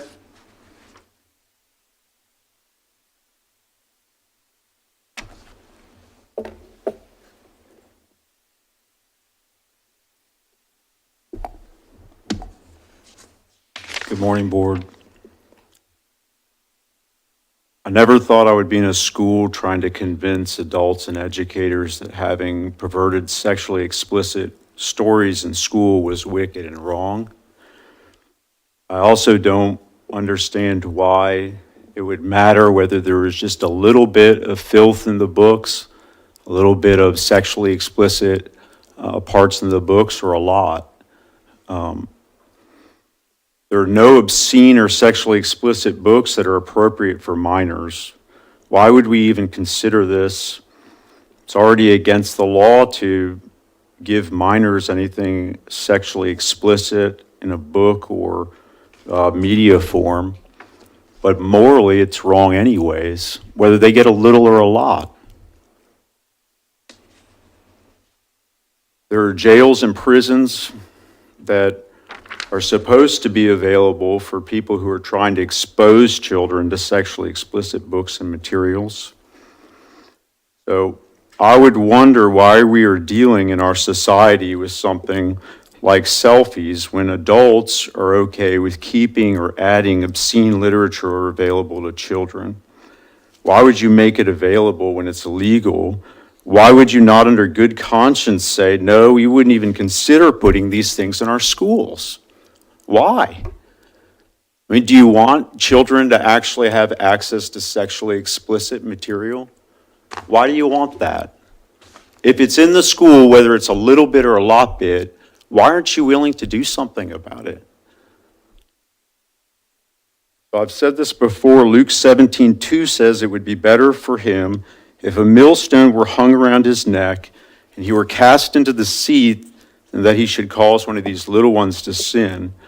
You cannot be a Christian and allow children to look at sexually explicit books. You say it is because certain parents are requesting it. I would be disgusted if a parent came up and asked me to present their child with sexually explicit literature, whether it was a little bit or a lot, whether it was one line in a book or a lot. How much sexually explicit literature do our children need to read at school? School's not the place for sexually explicit subject matter. Why? I overheard someone while I was in the bathroom say that it was because I'm a Christian that I'm objecting to these immoral books. God doesn't have a standard for anybody, whether they're a Christian or not. God has a standard for all of us. We're all going to be held accountable, whether you're a Christian or not. We're going to have to answer. So, the Bible says in Mark 8:36. Okay, Thank you, sir. And just for the public to know, I have sorted these into two groups. So workshop, the agenda item, and then the regular public forum. So if they're a little bit out of order, then you know why, okay? All right, Barbara Mayall, are you here? You donating to Larry Downs? Okay, Larry Downs, you come speak to the agenda item, and you'll have the regular public forum too. That'd be 6 minutes. Okay. Wait a minute. You're speaking over the public forum. Okay. Well, you're there now. You submitted it, so you'll just have 6 minutes, and you could donate yours in the public forum there. That's all I need. I don't Okay. even need that much for this Okay. item. I mean, y'all are putting Larry Downs Jr. This is just garbage. It's garbage in our schools, in our libraries, whether it's in a classroom or in a library. It's inappropriate. I mean, I don't know any which way you can put it, but let me just read this because I'm pretty aggravated with this stuff. I've heard everything from, and I've been online even with some people who are here. You know, they come on my Facebook and disagree with me, and that's fine. That's why I have it there, so I can maybe plant a seed every now and then. I've heard everything from poor kids can't afford these young adult novels. Hightower says we have professionals in our schools, and that is true. But not all. Not all of them are. Larry, address the chair. Okay. I can look wherever I Okay, want all to right, look. just address I the mean, chair. you can't Yeah, tell me what I okay. can do with my All eyes. right. Good. Jesus. You use the name. You use the name. That's why I got to be fair, okay? Yes, sir. All right. Oftentimes, even our leaders, superintendents, elected officials, are not professional, in my opinion. We've all witnessed this. I don't think we should be teaching children the Islamic doctrine, the Judaism doctrine, the Christian doctrine, the LGBTQ+++ doctrine, the skin color doctrine, the gender identity doctrine, sexual identity doctrine in our schools. That's not what we're supposed to be doing. This is basic education, not manipulating minds with these books or these novels. The mere fact that we have educational materials in our schools right now, and we are discussing restricting these materials, the mere fact that we have to restrict them already says we're doing something wrong. If it's not wrong, we don't have to restrict it. This is just amazing. It also suggests that we are engaging in an overreaching unlimited governance under the guise of literacy. Now, y'all know, y'all are educated from the universities and the colleges. You know that literacy doesn't require butt novels. Y'all know that. It doesn't require manipulating a child's mind, whether it's 13 or 17. When they become 18, they can buy all the novels they want, or their parents can buy them and provide them at their house.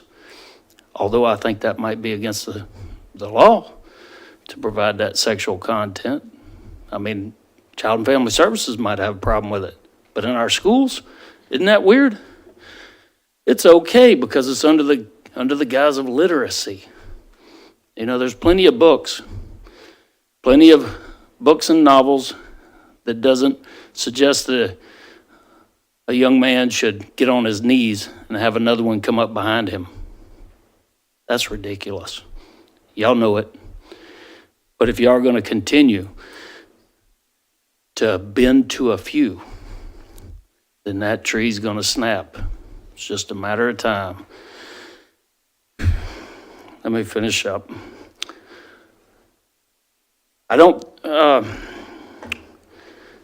And of course, the term book banning, those terms is used just like the term racist, fascist, homophobe, and it's so willy-nilly used, isn't it? It's become common. And it's all used to rationally and reasonably end discussions and debates. I know it makes some people feel more superior in some way to push these type of ideologies on children. However, it's just an indignant, wrong position, and our children should not be exposed to this in the schools that we have to pay for. And hardworking Americans, the vast major majority, don't want to pay for this, and billions of dollars go to these novels for school literacy. Billions every year. Now, who's putting that? Just like the billions and trillions that go to the jab, to the mRNA sauce. You know, who's really pushing all this agenda stuff? It's wrong. Sooner or later, it's going to come time to pay this. It's going to come time to pay for all of our wrongdoings. And y'all know it, or you wouldn't even be discussing this. So instead of restricting something that is wrong, why don't you just get it out there and stop wasting our dollars, our tax dollars, providing content to children that even by statute says we shouldn't. Thank you. Michelle, 3 minutes.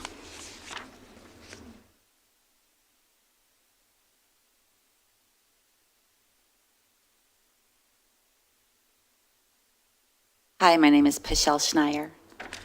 I'm just looking at this from a common sense perspective. We should put a book review agenda item on the school board meeting and invite the audience to read 2 minutes from each book in question. And if they're stopped within that time for inappropriate speech, then there's your answer. If it can't be read aloud in public, it doesn't belong anywhere in school. Thank you. Okay, we're going to close the public forum for the workshop. And now we're going to, yes, ma'am. Closing the For the agenda item and moving For on the to agenda public. item, that's right. For the agenda item, now we're going to open the public forum for the workshop. Thank you, Ms. Hightower. Mr. Downs? Mr. Mayhaw, did you want to donate your 3 too? I do. Okay. All right, Larry.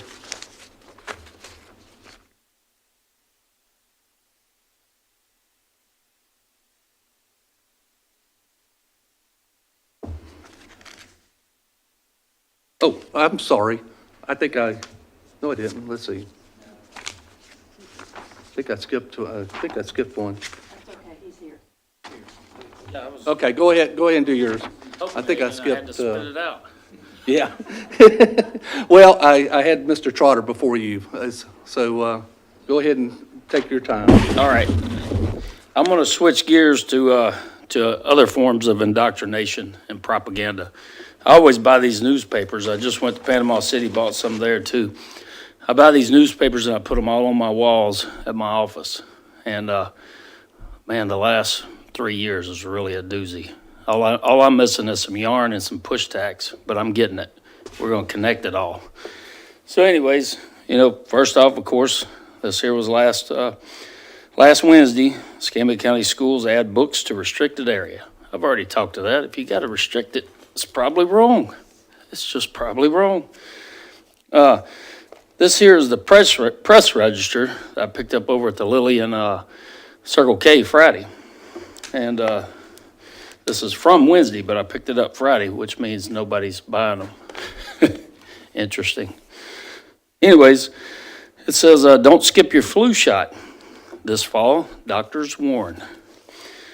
Young children may be especially at risk. Over 65, ? Be sure to ask for the special revved up flu vaccine. Revved up. Guess what? They're going to be putting some super secret mRNA sauce in the flu vaccine, which I called that. I called it. Go through some of my videos. I called that over a year ago. I said, they're going to start putting that mRNA in all of them because the ones who refuse to get it, they might get the flu vaccine, which I don't get none of them. Never have. Never had a flu vaccine, wouldn't do it. But think about that. mRNA in your flu sauce, your juice. Then we got climate change. Climate change altering America's national parks. And then, of course, you have I got tons of these. UN scientists call code red, planets on code red. It's in the USA Today paper. Isn't it weird how this continues, even in our school district, even in our classroom with some teachers? Like I said, I got 2 teachers that aren't real happy with me because I'm teaching this young teenager how to become a man. They're not real happy with me. One of them sent me a friend request. And I was like, this is interesting. Maybe I planted a seed. Sent them a message, waiting on a response. But I did accept their friend request. I even had to delete somebody to accept them. But I'm like, I want to get this teacher's opinion. This is a biology teacher. The one who was kind of aggravated that I was speaking about low testosterone levels in males, which, by the way, Tucker Carlson did a special on it last week. And I said, I beat him. I was first. So it's just interesting that all of this propaganda continues. I mean, this is everything from the Ukraine war, it's mind-blowing that it feels like I'm the only one. I'm like, am I the only one? Am I the only one that sees this skin tone diversion, this gender diversion, divide, the sexuality divide, between the haves and the have-nots? Am I the only one that sees this? It's so weird. And,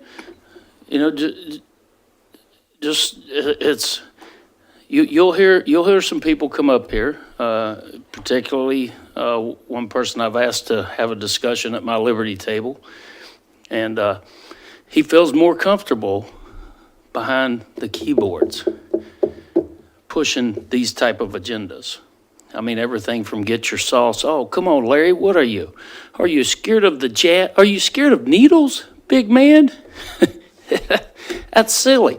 Are you afraid if you read these books you'll become gay? This is the mindset. What is supposed to be grown men saying dumb stuff like this? It's just weird. Maybe it's the LTMs. All right, adios. All right, Mr. Trotter, your turn. You got 3 minutes.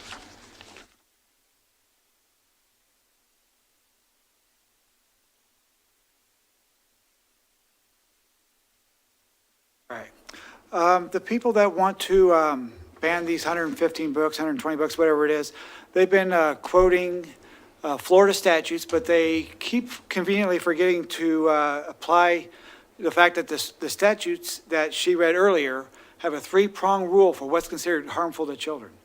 It has to predominantly appeal to the prurient, shameful, or morbid interest. It has to be patently offensive to community standards. And taken as a whole, it has to have no serious literacy, artistic, political, or scientific value to minors. So unless a book has a reasonable chance of meeting that standard, which probably none of the books on that list would meet that standard, or very few of them would, they should not be taken out of circulation. Because they want you to kind of look past all that. Also with the Project 1619, they stated that that's banned from schools. It's not banned from schools, it's banned from the curriculum. It's perfectly fine for it to be in the libraries for students to read it. It could be used in research. They could do a paper about the book. And the actual policies that you guys were debating earlier, it states the purpose of the libraries in there. School libraries are supposed to meet the personal needs and interests of students, including materials that represent the many cultural groups in our society, foster respect for diverse roles of all people in today's society, and provide media that reflects differing and or opposing viewpoints. They want you to forget all that. They just want to have their viewpoint in there. So by taking these books out of circulation, you're actually violating your own policy here. Because anything that has to do with LGBT issues, they want it out of there. But you can't do that. That's violating your own policy. And they've been very clear on Facebook. I've asked a few of them, so you think it's immoral to be gay or whatever? And they're like, yeah, we don't want that in the school. You can't ban something because there's a gay character, and that's what they want you to do. So what I'm asking you guys to do is to not take books out of circulation just because they've been challenged.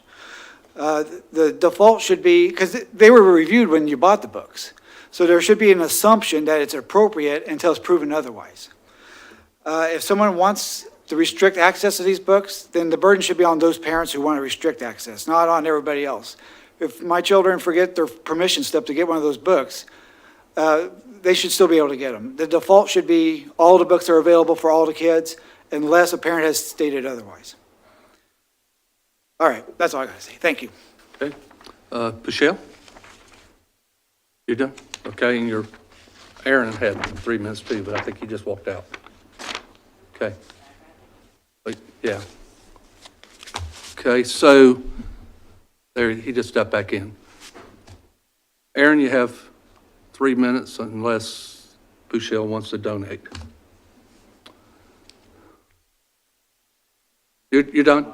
Okay, all right. Now, since I really sorted stuff up here between the two, want to make sure everybody's had a chance to speak in public forum. So I'm not seeing any hands go up or anything, so I'm going to say public forum is closed for the workshop. Yes, Ms. Hightower.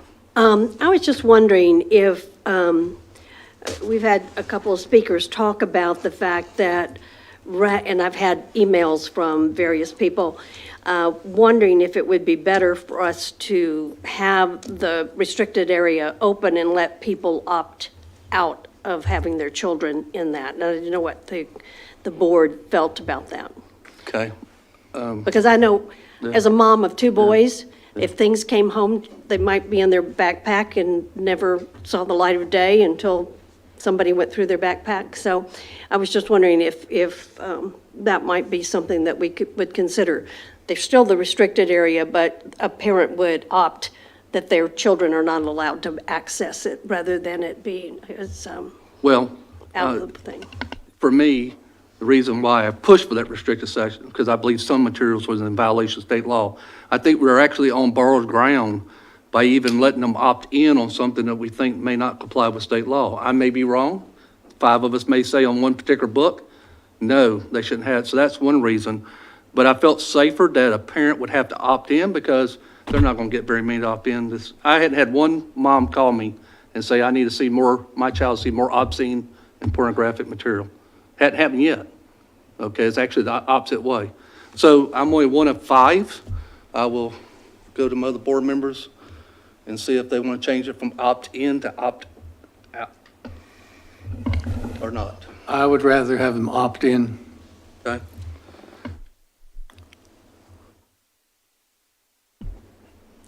I'm not ready to opt in or to opt out of that. Okay. I do believe that there are some inappropriate books that should not have been on our shelves at all. I believe that we need to determine what is our purpose, and our purpose is to educate children, to give them that opportunity to graduate from a program and to move on with their lives. I find conflicting information as to how those books will enable a child to get a high school education and to move on. I don't see the relevance of them. When I look at the contents that has been reported, because I have not read those books, I would not allow those books on a shelf of mine, not even in my garbage can. They would go straight to the shredder. If we cannot connect those books as supplemental material to the courses that are being taught to help students to graduate, I do believe that they're inappropriate at any age. I don't think that we should, I don't believe that we should not allow people to have their rights. But I believe that the rights to those books should be in a public library rather than in a high school, or an elementary, or in our public school system at all. Those are my thoughts. I try very hard to practice not to impose my values on anyone. And so rather than to impose my value, I look at my statements as, how do they connect to our purpose as a school system? And some of them, I believe, would be better off connecting to a public library rather than a school district. Mr. Slayton, opt in or not? I'm going to remain with the program as we have presently aligned it. I feel like that undoubtedly the staff and the media staff feel more comfortable with that particular way. And I certainly appreciate the learned words of Dr. Edler. Very well spoken, and I agree with what she had to say. Thank you. Ms. Hightower? Okay, on another subject, I will not be. Well, wait a minute before you go there. Okay. I just want to state, as chair, as one member of this board, I agree with Dr. Edler and Mr. Fesco. Some of this, I do believe, is more appropriate for the parent to get either through the public library or Barnes and Noble. Some of this should be done on their own time and their own dime. It should not be public tax dollars. So I'm in agreement there. While we're It's still on on the this, same subject? 'Cause- it's the same okay. subject, so I did want to Okay. say that I am 100% in agreement with the statements made by Dr. Edler. That hadn't always been true, but it sure is today. Okay. Now, you got a different one. Yeah. Okay. I unfortunately am not going to be here for the discussion workshop on Thursday and Friday.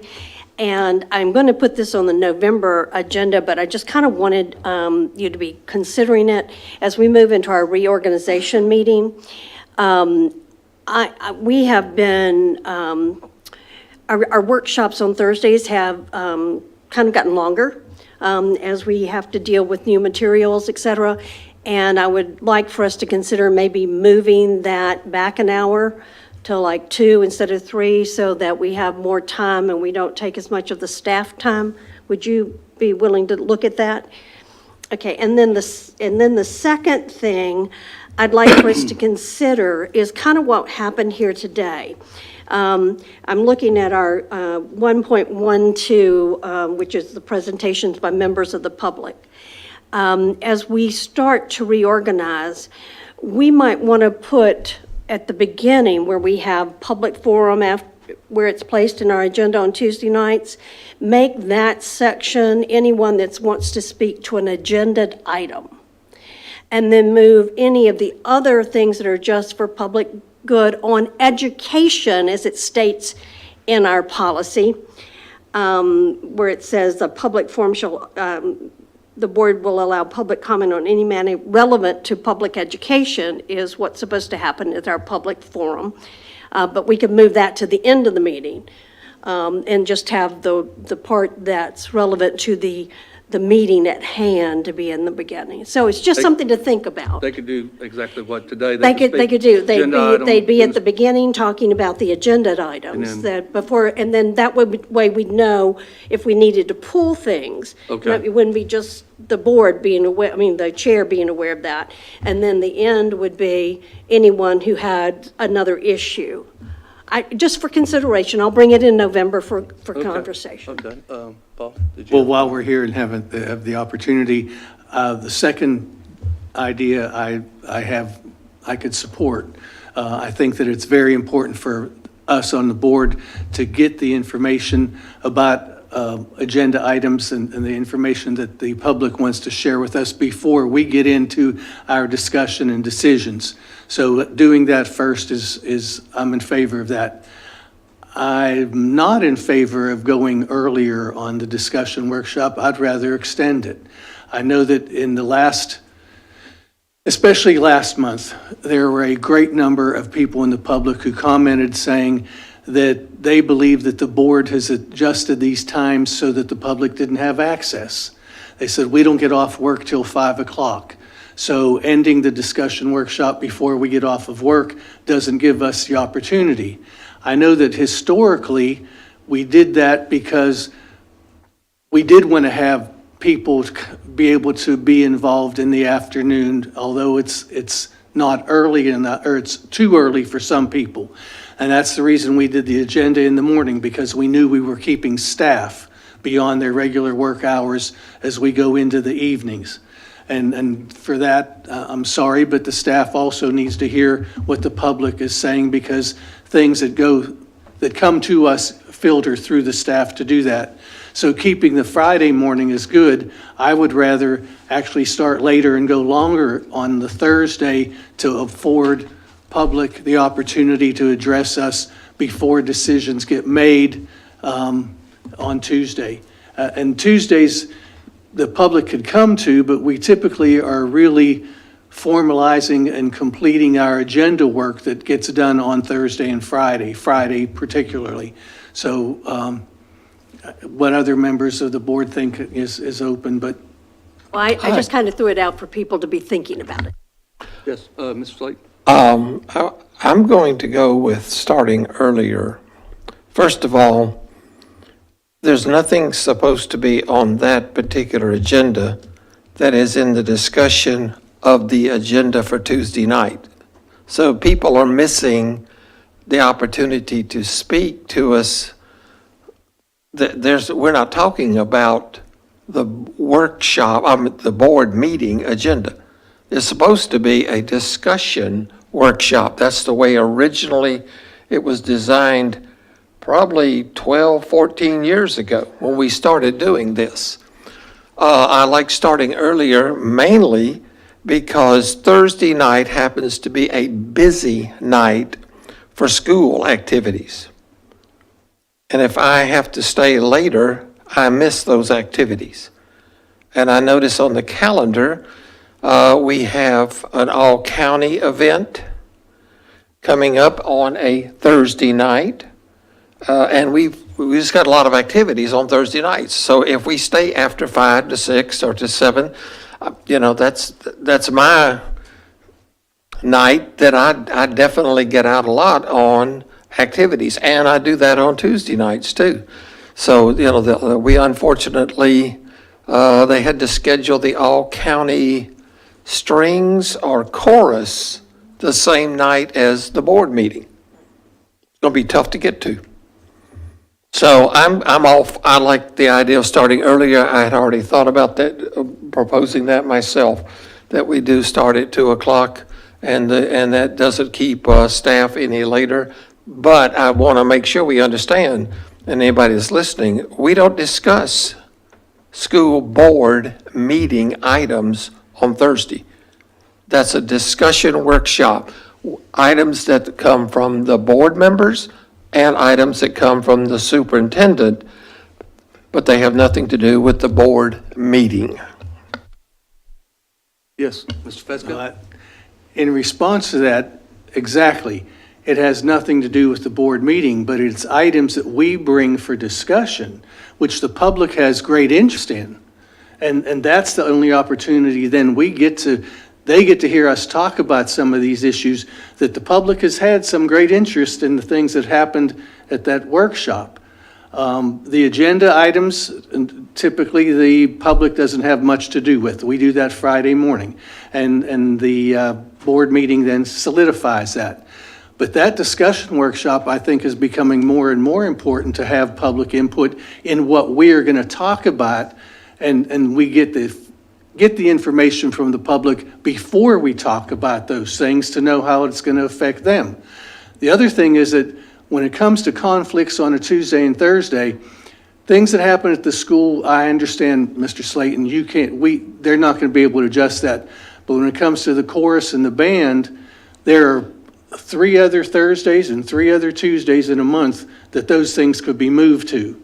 And they didn't have to be on a board meeting night or an evening that we already had several things on the agenda. The expo that will happen the night before on that Thursday, there are 4 things that go on that day. And so I understand that, but the people who are doing those extracurriculars can look at the calendar just like we can to say, hey, let's not do that. We can't change the schools because when they have athletic events, those get set so far in advance that they have to utilize all those days.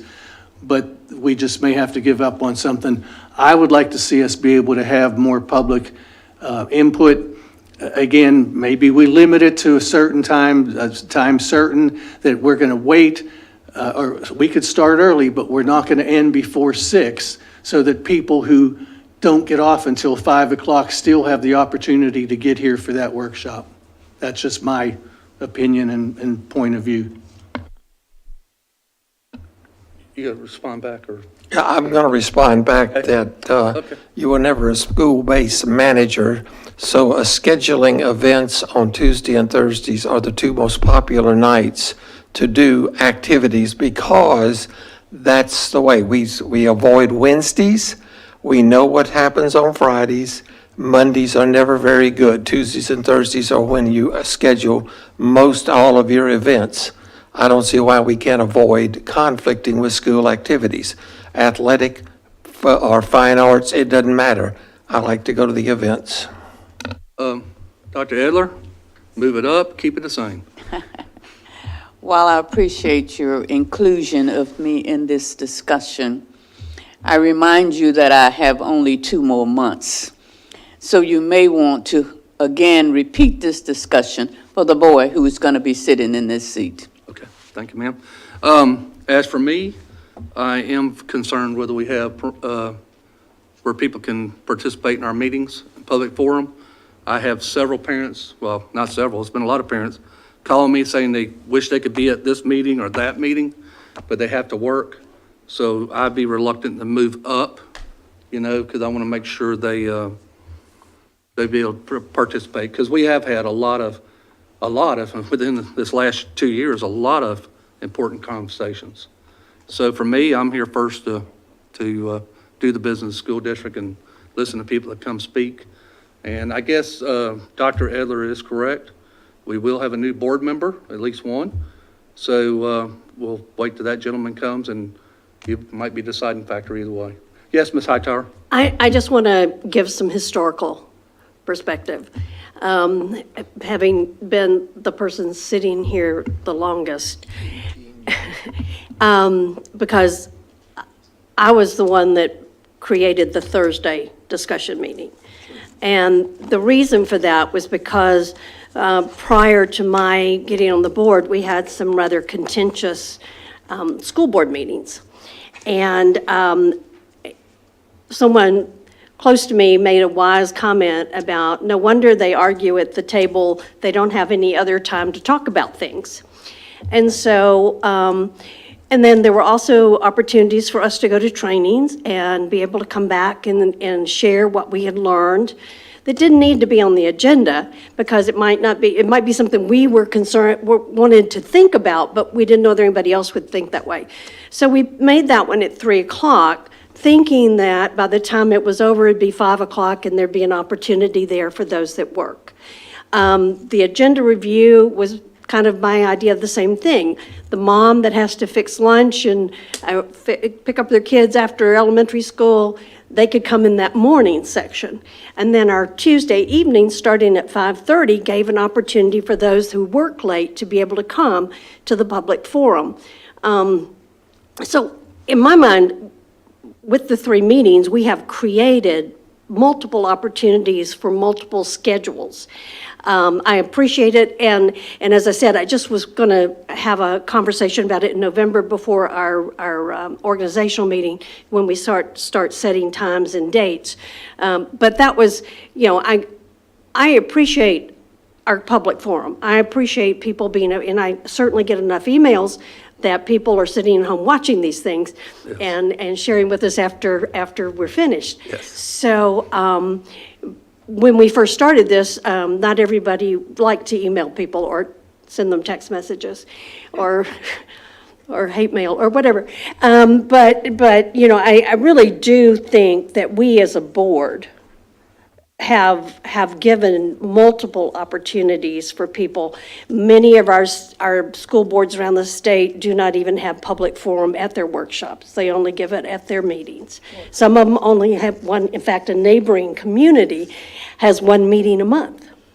So, I whatever you decide is fine, but I just kind of wanted to give some historical background there. And in no way would that cut back on the amount of public opportunity, I think. So I was mostly thinking about, we seem to have more and more things on the agenda.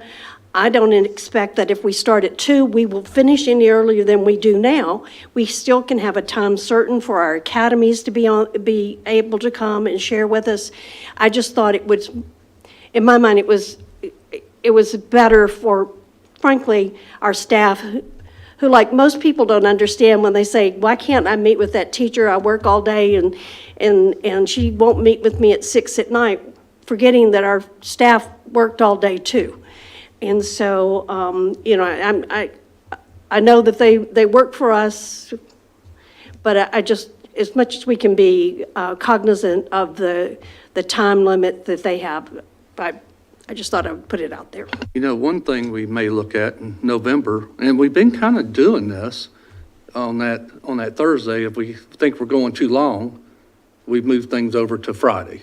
That don't mean we've moved public forum, but we've, in the past, when we got a little late on time, so if the board says, okay, on Thursday, we're just going to go to a certain time, and then whatever's left over to go to Friday, I'm fine with that.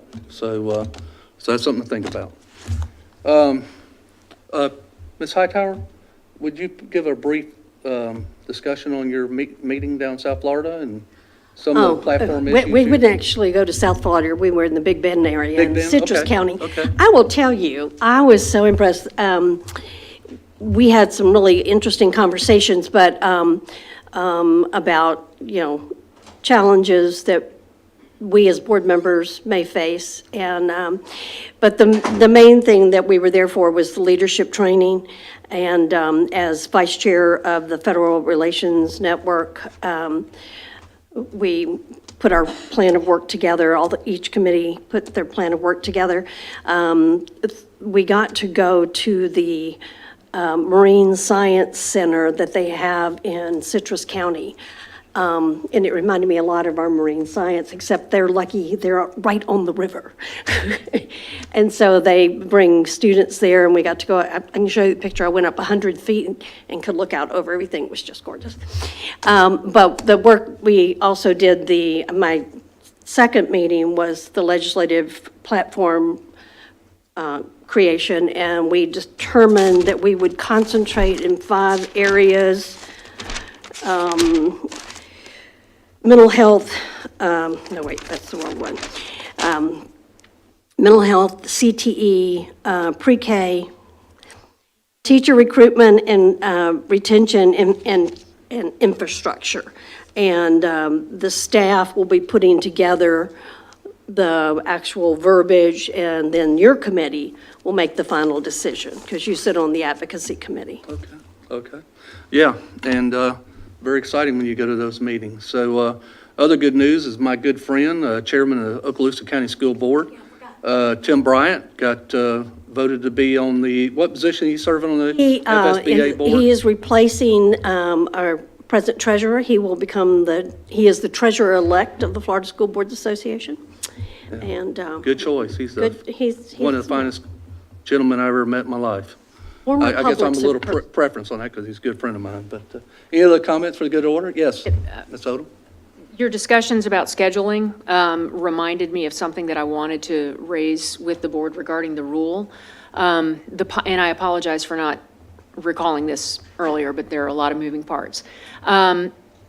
The policy, when it goes to the board level, requires that the decision be made at the next regularly scheduled board meeting, unless it's within 14 days, and then it goes to the next regularly scheduled board meeting.